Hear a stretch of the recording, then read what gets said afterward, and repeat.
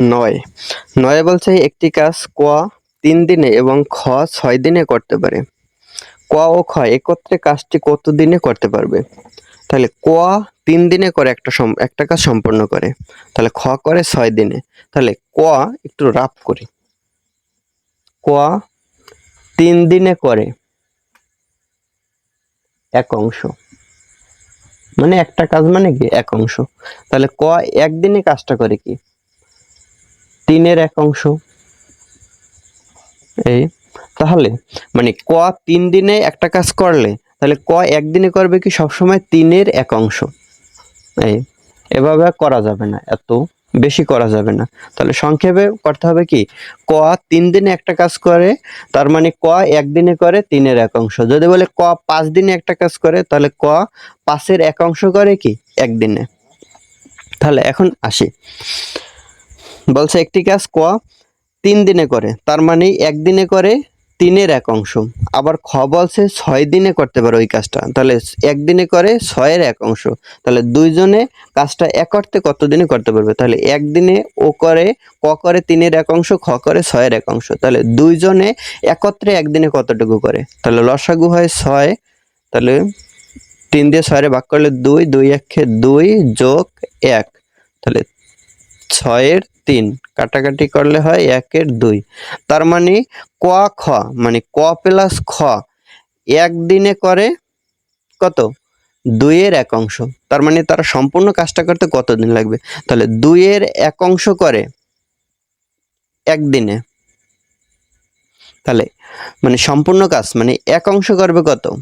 তাহলে 1 × 2/1 হয় সমান, তাহলে 2 দিন হয়। তাহলে 2 দিন, এটা হয় অ্যান্সার। এটা আছে ঘ নাম্বার।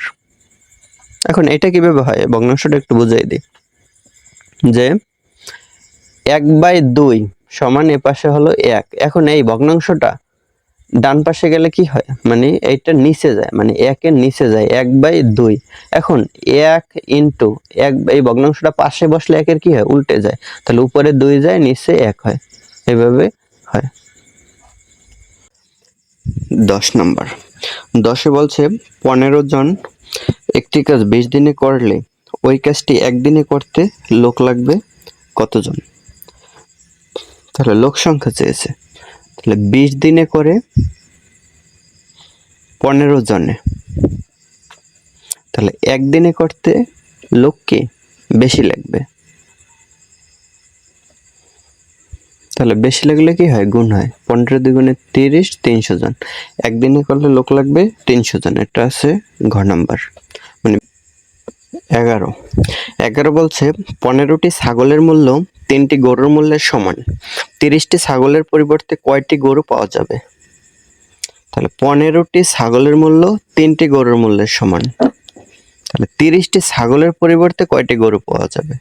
তাহলে 15টি ছাগলে গরু পাওয়া যায় 3টি, তাহলে 30টি ছাগলে গরু পাওয়া যাবে, একটা ছাগলে গরু পাওয়া যাবে কম, আর 30টি ছাগলে গরু পাওয়া যাবে বেশি। 15 দ্বিগুণে 30, তাহলে 6। এটা অন্যভাবেও করা যায়, তাহলে 6 এটা হলো যাইয়া গ নাম্বার অ্যান্সার। তা এটা এভাবেও করা যায় যে 15টি ছাগল সমান হলো 3টি গরু, তাহলে 30টি ছাগল সমান কতটি গরু? তাহলে 15টি ছাগলে 3টি গরু, তাহলে 30টি ছাগলে কতটি গরু? এগুলো কিন্তু এভাবে রিলেটেড করা যায়, যে 15 থেকে 3 কিভাবে হলো, অথবা 15 থেকে 30 কিভাবে হলো, দুই দিকেই দেখাইতেছে। তাহলে আগে 15 থেকে 3 এর রিলেটেডটা করি।